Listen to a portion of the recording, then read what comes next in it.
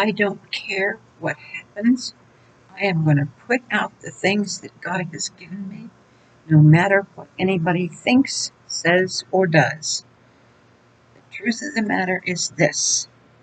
Now that the first curse of this nation has been broken, the first and most powerful curse was the curse of giving permission by the people in this nation, by people in the churches, by people everywhere, gave permission through their vote to kill babies. The decision on who lives or who dies or whatever never should have been according to Roe versus Wade. It was not what the Supreme Court did. It was what these people who pushed and pushed till they got their way. Well, now that it is broken, these people's push will be ineffective. Listen to what I'm telling you. No matter how they have their fit, no matter how they fight, no matter what they do, God will not permit the Jezebel spirit to reign in power anymore.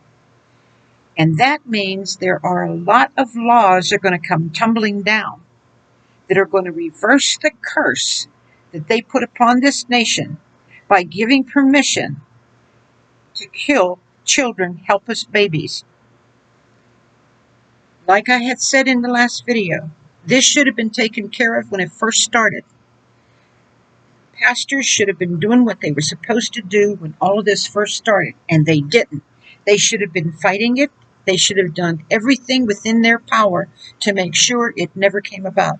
But none of them did anything. Everybody let this go.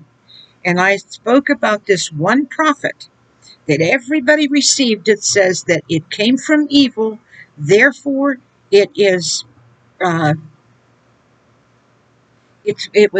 evil was made by God, so you have to leave it there. That means let them continue to slaughter babies. Those babies, that became a slaughterhouse. It doesn't matter who needs an abortion or who doesn't. The minimal number of people that will need help are the ones they are using to fight in the forefront to sell and buy and sell body parts. They've been doing this for years and getting away with it and hiding it. And when they caught them, they went after the wrong people because they were controlling the laws.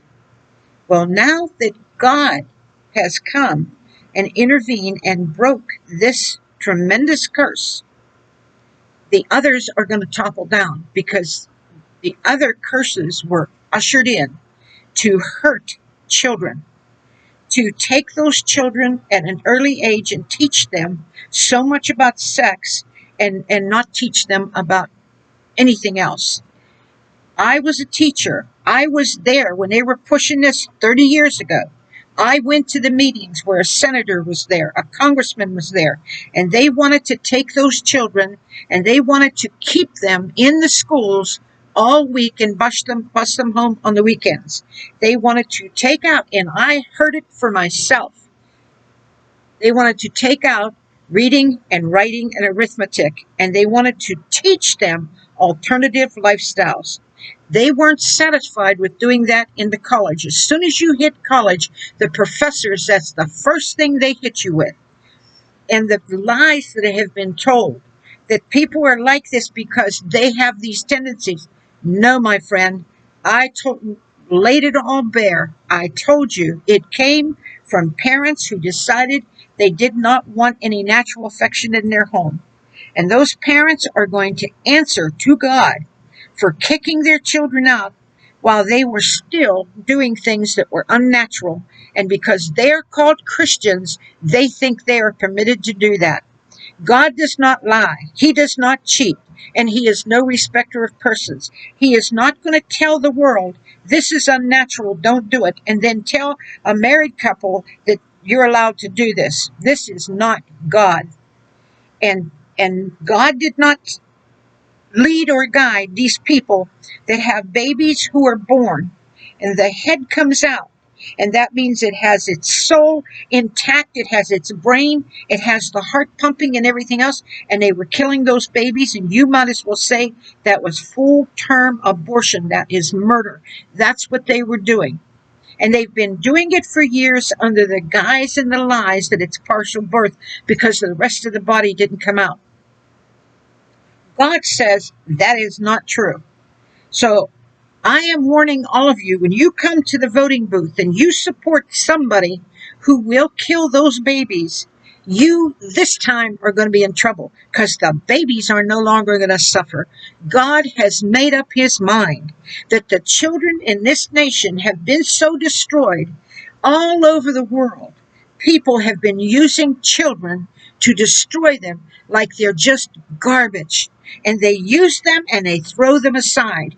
And these people, even in the other countries, and I know there are many countries that listen to my videos, you are going to answer for it. The America may have been your leader on that, but I doubt it because you've been doing this stuff for many more years before it got into the foothold in America. So, because a lot of you have religions that teach and preach that it is okay for a man to marry a 9-year-old little girl. That is ungodly. That is unholy. That is so unreal. So now, what you need to do as a Christian, I told you, the time is going to come which you better be at the right place at the right time doing the right thing, and that is in the voting booth. That is where you decide, no matter what, if they promise you this and they promise you that, it is not worth a baby's life to God. God is fed up with this stuff. He is fed up with the churches never stood up to fight it. He is fed up with the prophets that preached and taught and said, that is evil that God sent, and you must not fight it. You must leave it there. Because when you do fight it, we got attacked. My whole church got attacked. Well, you know what? Welcome to the club. Because when you decide to fight evil, the devil is going to try to attack your body, and you are the one that is supposed to overcome that.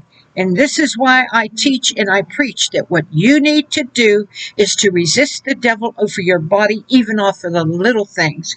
Because if you don't, when these attacks come, you won't be able to handle it. You will be wiped out. So do not give in to the enemy.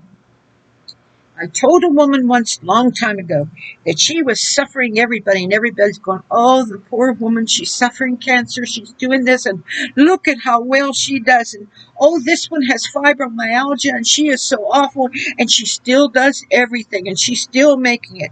And I told her the truth. I said, the glory is not in what you suffer. The glory is in the healing, because Jesus died. That is what he suffered for. It is not in you going through things. There were people that would come into church, and women that would come into the church, and they go, oh, they're suffering so bad. They must be so God. That's not true. Oh, no, that's not true. It is what the price Jesus Christ paid. Nobody else. That glory belongs to nobody else but God. So do what you will. Say what you will, but you have been warned. You have been told. And God doesn't hold you responsible for what you haven't been told, but he will hold you responsible for what you have been. And those of you who read that Bible and claim to know it all, you need to understand that if you read that Bible, you know that that is murder. You know God says thou shalt not kill. You know God says don't bear false witness and don't lie. So if you saturate your mind and body with liars and propaganda and everything else, you are answerable to God, because you are not permitted by God. You have no special permission to do these things. You have no special permission to shut off God the way these people have, to shut off the voice of God. You don't have it. This country was based on free speech.